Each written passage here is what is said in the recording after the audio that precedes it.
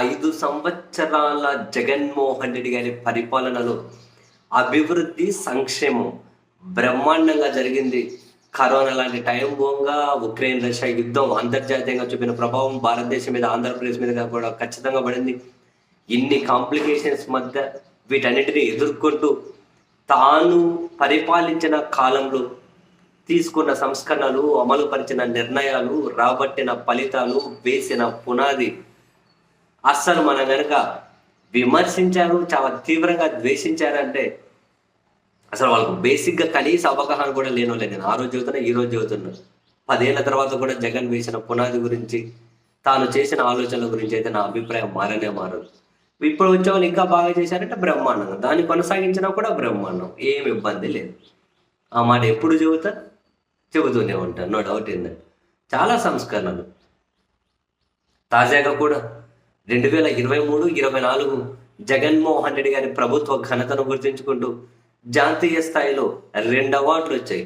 Praise award, spark award, 2 అవార్డులు వస్తే చంద్రబాబు నాయుడు గారి ప్రభుత్వంలో వాళ్ళు నియమించుకున్నటువంటి డైరెక్టర్, వాళ్ళ అధికారులు వెళ్ళి అవార్డు అందుకున్నారు. కేంద్ర మంత్రి మనోహర్ లాల్ ఖట్టర్, మరో సహాయ మంత్రి చేతుల మీదుగా. అవును, పట్టణాల్లో పేదరిక నిర్మూలన కోసం జగన్మోహన్ రెడ్డి గారు తీసుకున్నటువంటి నిర్ణయాలు అవి చాలా మంచి ఫలితాలను ఇచ్చాయని చెప్పి జాతీయ స్థాయిలో ఆంధ్రప్రదేశ్కి prestigious prize award and spark award 2 అవార్డులు వచ్చాయి.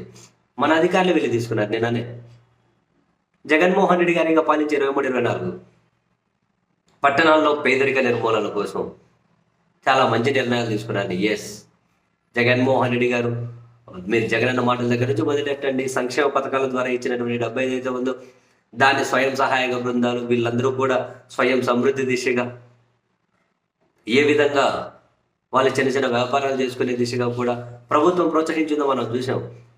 చాలా మందికి ఈ మధ్య సూపర్ ఓవర్లు, 20-20 ఓవర్లు చూసి ఆ జీవితాలు కనుక అంతే షార్ట్ కట్ అనుకుంటున్నారు. ఏదైనా ఫలితం రావాలి అంటే చాలా టైం పడుతుంది. ఆ ఫలితం రావడానికి ప్రభుత్వాలు వేసిన పునాది ఎలా ఉంది అన్నది ఇంపార్టెంట్. ఇప్పుడు 23-24 జగన్ గారి ఘనత మెప్మాకే పట్టణాల్లో పేదరిక నిర్మూలన కోసం పనిచేసే సంస్థ అంటే ఏదైతే ఉందో మెప్మా, ఆ మెప్మాకే అవార్డు వచ్చింది. మరి జగన్మోహన్ రెడ్డి గారి పరిపాలనలోనే కదా, ఇప్పుడు చంద్రబాబు నాయుడు గారి అధికారులే కదా వీళ్ళు అవార్డు తీసుకున్నారు. ఇట్లాంటివి చాలానే ఉన్నాయి. సరే, ఇప్పుడు చంద్రబాబు నాయుడు గారి ప్రభుత్వం అంతా దాన్ని కంటిన్యూ చేసినా చాలు నా దృష్టిలో మాత్రం. సరే, వాళ్ళ ఆలోచన మరో విధంగా ఉంది, అది వేరే విషయం అనుకోండి. చూద్దాం. పాలనా పరంగా ఇప్పటికిప్పుడు నేనేమి విమర్శలు చేయట్లేదు. విమర్శలు చేసేది జరుగుతున్న అకృత్యాల మీదని. పాలన పరంగా చూద్దాం. బట్ జగన్మోహన్ రెడ్డి గారి పాలన మాత్రం బ్రహ్మాండంగా పునాది వేసింది.